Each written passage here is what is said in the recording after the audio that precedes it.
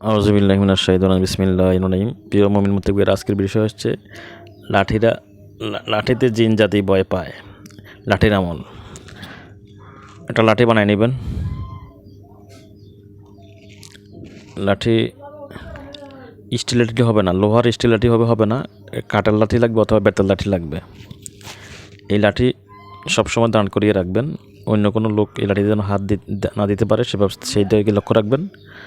আপনি লাঠির উপর সূরা তরিকের শেষ থেকে 21 বার পাঠ করে 21টি ফুঁ দিবেন। সূরা ফাতিহা ফোড়ে ফুঁ দিবেন, সূরা আয়াতুল ফোড়ে ফুঁ দিবেন, সেলকা ফোড়ে ফুঁ দিবেন, নাদে আলি ফোড়ে ফুঁ দিবেন, আলিকান মালিকান ফোড়ে ফুঁ দিবেন এবং জাদু ধ্বংসে যত আয়াত আছে সবগুলো ফোড়ে ফুঁ দিবেন। সবচেয়ে উত্তম হলো সূরা আলে ইমরানের 101, 102 এবং 111, 112 এই 4টা আয়াত পড়ে ফুঁ দিবেন এবং 4টা আয়াতের লিখে কম্পিউটার থেকে প্রিন্ট করে লাঠির মধ্যে দিয়ে প্লাস্টিক পেঁচিয়ে রাখবেন, সাদা প্লাস্টিক।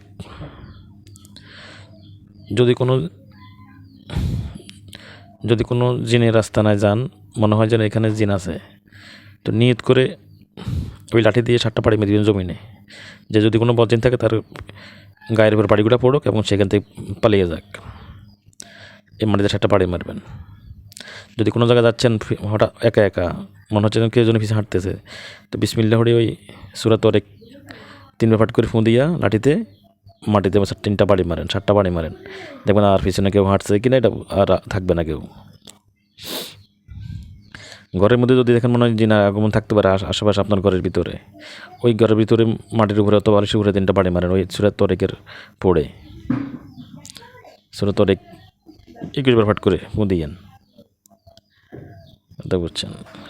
অর্থাৎ এই লাঠিকে সবাই ভয় পায়, বিষম শত্রু আপনাকে ভয় করবে, যদি সাপ থাকে সাপে আপনার ভয় করবে, ফাঁকলা কুকুরে ভয় করবে, জিন হোক মানুষ হোক সবাই আপনাকে ভয় করবে। সাবধান থাকে আপনার থেকে।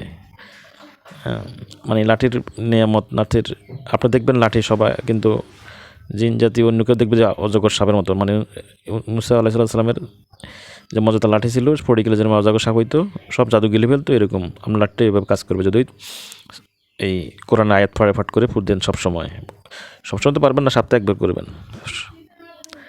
এই লাঠি রাখবেন, লাঠির মজা অনেক, আপনি অনেক কিছু বিপদ থেকে উদ্ধার পাবেন। এই লাঠির কারণে অনেক বিপদ থেকে উদ্ধার পাবেন, এই জন্য লাঠি ব্যবহার করবেন। লাঠিকে যত্ন করে রাখবেন, পবিত্র অবস্থায় রাখবেন। সপ্তাহে মাসে একবার সোনার উপর পানি দিয়ে ধুবেন, এটাকে পবিত্র অবস্থায় রাখবেন এবং বিভিন্ন আয়াত পড়ে পাঠ করে ফুঁ দিবেন। তাহলে আপনি লাঠির কেরামতি দেখতে পারবেন। লাঠিকে সবসময় হিতানে দাঁড় করে রাখবেন রাতের শোয়ার সময়। লাঠিটাকে সবাই ভয় করবে, আপনার ক্ষমতা অনেক বেড়ে যাবে লাঠির কারণে। একটা লাঠির হাতে থাকলে আপনার ক্ষমতা আরও 10 গুণ বেড়ে যাবে ইনশাআল্লাহ। ওয়া মা তাওফীক ইল্লা বিল্লাহ ওয়া মা তাওফীক ইল্লা বিল্লাহ।